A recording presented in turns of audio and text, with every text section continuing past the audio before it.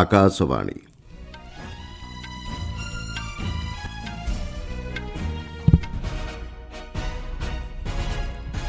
ସମ୍ବାଦ ପଢ଼ୁଛନ୍ତି ମଳୟ ରଞ୍ଜନ ମିଶ୍ର। ମୁଖ୍ୟ ସମ୍ବାଦ। ପେସା ଆଇନ କାର୍ଯ୍ୟକାରିତାର ବର୍ଷପୂର୍ତ୍ତି ପାଳନ ଅବସରରେ ବିଶାଖାପାଟଣାଠାରେ ଆଜିଠାରୁ ଆରମ୍ଭ ହେଉଛି ଦୁଇଦିନିଆ ସମ୍ମିଳନୀ। ଦେଶବାସୀଙ୍କୁ ଉନ୍ନତ ସ୍ୱାସ୍ଥ୍ୟସେବା ପ୍ରଦାନ ଲକ୍ଷ୍ୟ ନେଇ ସରକାର ଦୃଷ୍ଟାନ୍ତମୂଳକ ପଦକ୍ଷେପ ଗ୍ରହଣ କରିଛନ୍ତି, କହିଲେ ସ୍ୱାସ୍ଥ୍ୟ ଓ ପରିବାର କଲ୍ୟାଣ ରାଷ୍ଟ୍ରମନ୍ତ୍ରୀ। ବୃହତ୍ ବାଣିଜ୍ୟିକ ଯୋଗାଯୋଗ ଉପଗ୍ରହ ବ୍ଲୁ ବାର୍ଡ ବ୍ଲକ୍ 2ର ଆସନ୍ତାକାଲି ହେବ ଉତ୍କ୍ଷେପଣ। ଆସନ୍ତା ଫେବୃଆରୀ 12 ତାରିଖରେ ବାଂଲାଦେଶରେ ସାଧାରଣ ନିର୍ବାଚନ ଅନୁଷ୍ଠିତ ହେବା ନେଇ ଦୃଢ଼ୋକ୍ତି ପ୍ରକାଶ କଲେ ମଧ୍ୟବର୍ତ୍ତୀକାଳୀନ ସରକାର। ଏବଂ ବିଶାଖାପାଟଣାଠାରେ ଆଜି ଖେଳାଯିବ ଭାରତ ଶ୍ରୀଲଙ୍କା ଦ୍ୱିତୀୟ ମହିଳା ଟି-20 ଆନ୍ତର୍ଜାତିକ କ୍ରିକେଟ୍ ମ୍ୟାଚ୍। ବିଶାଖାପାଟଣାଠାରେ ଆଜିଠାରୁ ଦୁଇଦିନିଆ ପେସା ଆଇନର ବର୍ଷପୂର୍ତ୍ତି ପାଳନ ସମାରୋହ ଅନୁଷ୍ଠିତ ହେବାକୁ ଯାଉଛି।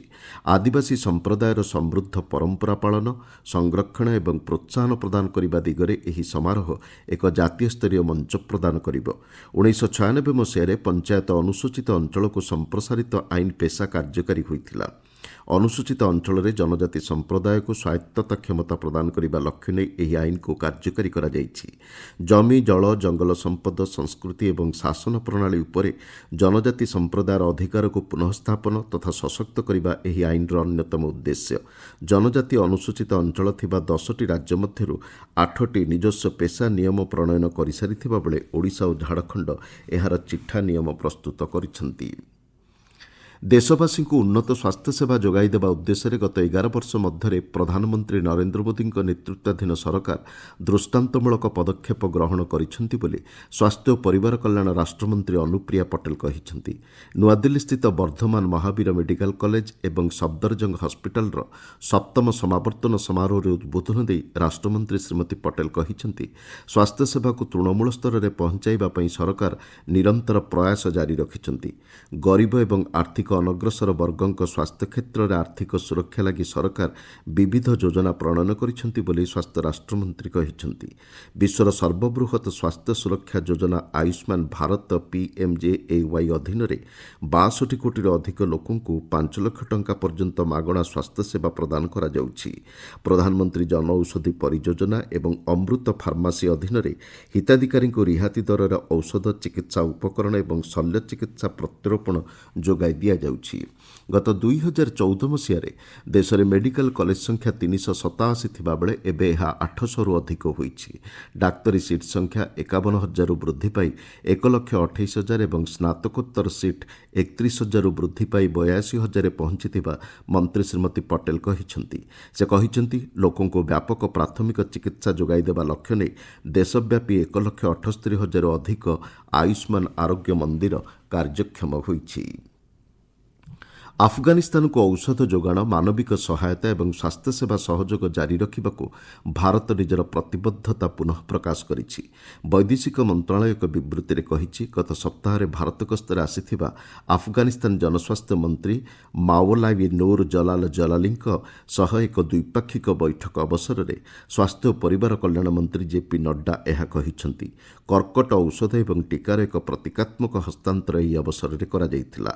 ଆଫଗାନବାସୀଙ୍କ ଚିକିତ୍ସା ଆବଶ୍ୟକତା ପ୍ରତି ଭାରତର ନିରନ୍ତର ସମର୍ଥନକୁ ଏହା ପ୍ରତିଫଳିତ କରୁଛି। ଆଫଗାନିସ୍ତାନର ସ୍ୱାସ୍ଥ୍ୟସେବା କ୍ଷେତ୍ରକୁ ସୁଦୃଢ଼ କରିବା ଲକ୍ଷ୍ୟ ନେଇ ଭାରତ ଔଷଧ, ଟିକା ଏବଂ 128 ସ୍ଲାଇସ୍ CT ସ୍କାନର ପଠାଉଛି। ଗତ 16ରୁ 21 ତାରିଖ ପର୍ଯ୍ୟନ୍ତ ଆଫଗାନିସ୍ତାନ ଜନସ୍ୱାସ୍ଥ୍ୟ ମନ୍ତ୍ରୀ ଭାରତ ଗସ୍ତରେ ଆସିଥିଲେ। ନୂଆଦିଲ୍ଲୀରେ ଅନୁଷ୍ଠିତ ପାରମ୍ପରିକ ଔଷଧ ଉପରେ ଦ୍ୱିତୀୟ WHO ବିଶ୍ୱ ଶିଖର ସମ୍ମିଳନୀରେ ସେ ଅଂଶଗ୍ରହଣ କରିଥିଲେ। ଶ୍ରୀ ଜଲାଲି ବୈଦେଶିକ ବ୍ୟାପାର ରାଷ୍ଟ୍ରମନ୍ତ୍ରୀ କୀର୍ତ୍ତିବର୍ଦ୍ଧନ ସିଂଙ୍କ ସହ ମଧ୍ୟ ସାକ୍ଷାତ ଆଲୋଚନା କରିଛନ୍ତି। ସ୍ୱାସ୍ଥ୍ୟସେବା ସମ୍ବନ୍ଧୀୟ ବିକାଶ ପ୍ରକଳ୍ପ ଏବଂ ଏହି କ୍ଷେତ୍ରରେ ଏକ ମିଳିତ କାର୍ଯ୍ୟକାରୀ ଗୋଷ୍ଠୀ ଗଠନ, ଆଫଗାନ ଡାକ୍ତରଙ୍କ ଦକ୍ଷତା ବିକାଶ କାର୍ଯ୍ୟକ୍ରମ ଆଦି ପ୍ରସଙ୍ଗରେ ଉଭୟ ନେତାଙ୍କ ମଧ୍ୟରେ ମତ ବିନିମୟ ହୋଇଛି। ଗସ୍ତ ଅବସରରେ ଶ୍ରୀ ଜଲାଲି ଆୟୁଷ ମନ୍ତ୍ରୀ ପ୍ରତାପ ରାଓ ଯାଦବଙ୍କ ସହ ମଧ୍ୟ ଶିକ୍ଷା, ଗବେଷଣା ଏବଂ ପାରମ୍ପରିକ ଔଷଧ ଜ୍ଞାନ ଆଦାନ ପ୍ରଦାନ କ୍ଷେତ୍ର ଉପରେ ଆଲୋଚନା କରିଥିବା ବୈଦେଶିକ ବ୍ୟାପାର ମନ୍ତ୍ରଣାଳୟ କହିଛି। ଆପଣମାନେ ସମ୍ବାଦ ଶୁଣୁଛନ୍ତି ଆକାଶବାଣୀରୁ। ଭାରତୀୟ ମହାକାଶ ଗବେଷଣା ସଂଗଠନ ଇସ୍ରୋ ଆସନ୍ତାକାଲି ଏକ ଯୋଗାଯୋଗ ଉପଗ୍ରହ ବ୍ଲୁବାର୍ଡ ବ୍ଲକ୍ 2ର ଉତ୍କ୍ଷେପଣ କରିବ। ଆମେରିକାର AST ସ୍ପେସ୍ ମୋବାଇଲର ଉପଗ୍ରହକୁ ପୃଥିବୀର ନିମ୍ନକକ୍ଷରେ LVM-3M6 ଦ୍ୱାରା ଏହା ସ୍ଥାପିତ କରାଯିବ। ଏହା ସବୁଠାରୁ ବଡ଼ ବାଣିଜ୍ୟିକ ଯୋଗାଯୋଗ ଉପଗ୍ରହ ହେବ। ପରବର୍ତ୍ତୀ ପିଢ଼ିର ବ୍ଲୁବାର୍ଡ ବ୍ଲକ୍ 2 ଯୋଗାଯୋଗ ଉପଗ୍ରହର ଏକ ଅଂଶ, ଯାହାକି ମାନକ ମୋବାଇଲ ସ୍ମାର୍ଟଫୋନ୍ଗୁଡ଼ିକୁ ସିଧାସଳଖ ମହାକାଶ ଆଧାରିତ ସେଲୁଲାର ବ୍ରଡବ୍ୟାଣ୍ଡ ସଂଯୋଗ ପ୍ରଦାନ କରିବା ପାଇଁ ପ୍ରସ୍ତୁତ କରାଯାଇଛି।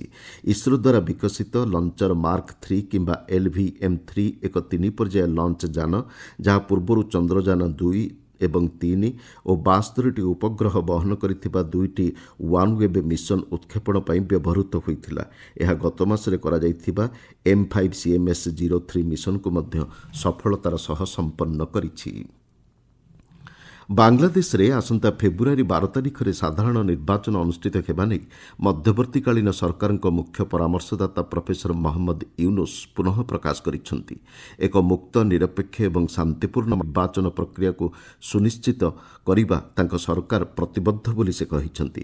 ଦକ୍ଷିଣ ଏବଂ ମଧ୍ୟ ଏସିଆ ପାଇଁ ଆମେରିକାର ସ୍ୱତନ୍ତ୍ର ଦୂତ ସେର୍ଗିଓ ଗୋର୍ଙ୍କ ସହ ଗତ ସନ୍ଧ୍ୟାରେ ଟେଲିଫୋନ୍ ବାର୍ତ୍ତାଳାପ ସମୟରେ ପ୍ରଫେସର ୟୁନୁସ୍ ଏହା କହିଛନ୍ତି। ସେ କହିଛନ୍ତି, ଦେଶବାସୀ ସେମାନଙ୍କର ମତଦାନ ଅଧିକାରକୁ ସାବ୍ୟସ୍ତ କରିବା ଲାଗି ଉତ୍ସାହର ସହ ଅପେକ୍ଷା କରିଛନ୍ତି। ଉଭୟଙ୍କ ମଧ୍ୟରେ ପ୍ରାୟ ଅଧଘଣ୍ଟା ଧରି ଆଲୋଚନା ହୋଇଛି। ବାଂଲାଦେଶର ସାମଗ୍ରୀ ଉପରେ ପାରସ୍ପରିକ ଶୁଳ୍କକୁ ଆମେରିକା 20% ହ୍ରାସ କରିଛି। ନୂଆଦିଲ୍ଲୀସ୍ଥିତ ବାଂଲାଦେଶ ଉଚ୍ଚାୟୁକ୍ତଙ୍କ କାର୍ଯ୍ୟାଳୟ ଭିସା ପ୍ରଦାନ ତଥା ଅନ୍ୟାନ୍ୟ ଆନୁଷଙ୍ଗିକ ସେବାକୁ ଅସ୍ଥାୟୀ ଭାବରେ ସ୍ଥଗିତ ରଖିଛି।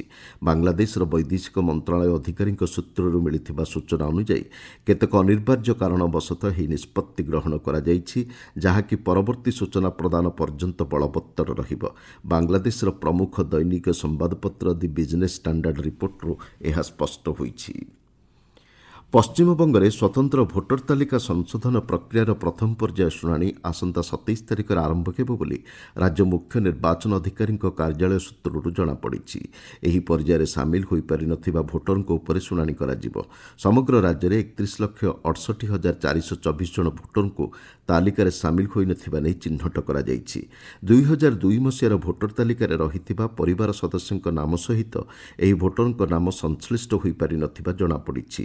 ରାଜ୍ୟ ମୁଖ୍ୟ ନିର୍ବାଚନ ଅଧିକାରୀଙ୍କ କାର୍ଯ୍ୟାଳୟ ସୂତ୍ରରୁ ମିଳିଥିବା ସୂଚନା ଅନୁଯାୟୀ ଜିଲ୍ଲା ମାଜିଷ୍ଟ୍ରେଟଙ୍କ କାର୍ଯ୍ୟାଳୟ, ଉପଖଣ୍ଡ କାର୍ଯ୍ୟାଳୟ, ବିଭିନ୍ନ ସରକାରୀ କାର୍ଯ୍ୟାଳୟ ଏବଂ ବିଦ୍ୟାଳୟ ଓ ମହାବିଦ୍ୟାଳୟଠାରେ ଏହି ଶୁଣାଣି କରାଯିବ।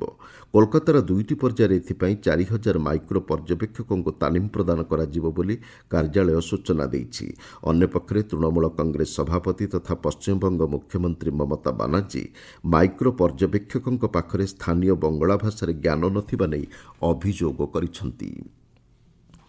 ଚଳିତ ବର୍ଷ ଏପର୍ଯ୍ୟନ୍ତ ଦେଶରେ 580 ଲକ୍ଷ ହେକ୍ଟରରୁ ଅଧିକ ଜମିରେ ରବି ଫସଲ ବୁଣାଯାଇଛି। କୃଷି ଓ କୃଷକ କଲ୍ୟାଣ ମନ୍ତ୍ରଣାଳୟ କହିଛି, ଏହା ଗତବର୍ଷର ଏହି ସମୟ ତୁଳନାରେ ଫସଲ ପ୍ରାୟ 8 ଲକ୍ଷ ହେକ୍ଟରରୁ ଅଧିକ ହୋଇଛି। ଗତ 19 ତାରିଖ ସୁଦ୍ଧା ଦେଶରେ ରବି ଫସଲ ଅନ୍ତର୍ଗତ କ୍ଷେତ୍ରୱାରୀ ଅଗ୍ରଗତି ସମ୍ପର୍କରେ ମନ୍ତ୍ରଣାଳୟ ଦେଇଥିବା ରିପୋର୍ଟରୁ ଏହା ଜଣାପଡ଼ିଛି। 301 ଲକ୍ଷ ହେକ୍ଟରରୁ ଅଧିକ ଜମିରେ ଗହମ ଚାଷ କରାଯାଇଥିବା ବେଳେ ପୂର୍ବବର୍ଷ ତୁଳନାରେ ଏହା 1 ଲକ୍ଷ ହେକ୍ଟର ଅଧିକ। ପୂର୍ବବର୍ଷ ତୁଳନାରେ 126 ଲକ୍ଷ ହେକ୍ଟରରୁ ଅଧିକ ଜମିରେ ଡାଲି ଚାଷ ଏବଂ 13 ଲକ୍ଷ ହେକ୍ଟରରୁ ଅଧିକ ଜମିରେ ଧାନ ଚାଷ ହୋଇଥିବା ମନ୍ତ୍ରଣାଳୟ କହିଛି। ଆମେରିକାର ନୌସେନା ପାଇଁ ଅତ୍ୟାଧୁନିକ ତଥା ବୃହତ୍ ଯୁଦ୍ଧ ଜାହାଜ ନିର୍ମାଣ କରିବାକୁ ସରକାର ଯୋଜନା ପ୍ରସ୍ତୁତ କରୁଥିବା ରାଷ୍ଟ୍ରପତି ଡୋନାଲ୍ଡ ଟ୍ରମ୍ପ ସୂଚନା ଦେଇଛନ୍ତି। ଫ୍ଲୋରିଡାଠାରେ ଶ୍ରୀ ଟ୍ରମ୍ପ କହିଛନ୍ତି, ଏହି ଜାହାଜ ଏପର୍ଯ୍ୟନ୍ତ ନିର୍ମିତ ହୋଇଥିବା ଯୁଦ୍ଧ ଜାହାଜ ଅପେକ୍ଷା ସବୁଠାରୁ ଅଧିକ ଗତିଶୀଳ, ବଡ଼ ଏବଂ 100 ଗୁଣ ଅଧିକ ଶକ୍ତିଶାଳୀ ହେବ। ଦ୍ୱିତୀୟ ବିଶ୍ୱଯୁଦ୍ଧ ସମୟରେ ଆଇଓୟା ଶ୍ରେଣୀଭୁକ୍ତ ଯୁଦ୍ଧ ଜାହାଜ ଅପେକ୍ଷା ଏହା ଦୀର୍ଘ ହେବା ସହ ଏଥିରେ ହାଇପରସୋନିକ୍ କ୍ଷେପଣାସ୍ତ୍ର ଏବଂ ଉଚ୍ଚ ଶକ୍ତିଶାଳୀ ଲେଜର ବ୍ୟବସ୍ଥା ରହିବ ବୋଲି ଶ୍ରୀ ଟ୍ରମ୍ପ କହିଛନ୍ତି। ଭାରତ ଶ୍ରୀଲଙ୍କା ଦ୍ୱିତୀୟ ମହିଳା ଟି-20 ଆନ୍ତର୍ଜାତିକ କ୍ରିକେଟ୍ ମ୍ୟାଚ୍ ଆଜି ବିଶାଖାପଟ୍ଟନମ୍ଠାରେ ଅନୁଷ୍ଠିତ ହେବ। ଏହି ମ୍ୟାଚ୍ ସନ୍ଧ୍ୟା 7ଟାରେ ଆରମ୍ଭ ହେବ। ବିଶାଖାପଟ୍ଟନମ୍ଠାରେ ଅନୁଷ୍ଠିତ ଏହି 5 ମ୍ୟାଚ୍ ବିଶିଷ୍ଟ ଟି-20 ସିରିଜ୍ର ପ୍ରଥମ ମ୍ୟାଚ୍ରେ ଭାରତ ଶ୍ରୀଲଙ୍କାକୁ 8 ୱିକେଟ୍ରେ ପରାସ୍ତ କରି ବର୍ତ୍ତମାନ 1-0ରେ ସିରିଜ୍ରେ ଅଗ୍ରଣୀ ରହିଛି। ମୁଖ୍ୟ ସମ୍ବାଦଗୁଡ଼ିକ ପୁଣିଥରେ।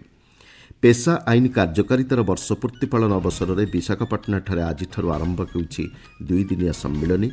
ଦେଶବାସୀଙ୍କୁ ଉନ୍ନତ ସ୍ୱାସ୍ଥ୍ୟସେବା ପ୍ରଦାନ ଲକ୍ଷ୍ୟ ନେଇ ସରକାର ଦୃଷ୍ଟାନ୍ତମୂଳକ ପଦକ୍ଷେପ ଗ୍ରହଣ କରିଛନ୍ତି, କହିଲେ ସ୍ୱାସ୍ଥ୍ୟ ଓ ପରିବାର କଲ୍ୟାଣ ରାଷ୍ଟ୍ରମନ୍ତ୍ରୀ।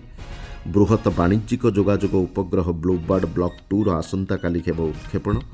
ଆସନ୍ତା ଫେବୃଆରୀ 12 ତାରିଖରେ ବାଂଲାଦେଶର ସାଧାରଣ ନିର୍ବାଚନ ଅନୁଷ୍ଠିତ ହେବା ନେଇ ଦୃଢ଼ୋକ୍ତି ପ୍ରକାଶ କଲେ ମଧ୍ୟବର୍ତ୍ତୀକାଳୀନ ସରକାର ଏବଂ ବିଶାଖାପାଟଣାଠାରେ ଆଜି ଖେଳାଯିବ ଭାରତ ଶ୍ରୀଲଙ୍କା ଦ୍ୱିତୀୟ ମହିଳା ଟି-20 ଆନ୍ତର୍ଜାତିକ କ୍ରିକେଟ୍ ମ୍ୟାଚ୍। ସମ୍ବାଦ ଶେଷ ହେଲା।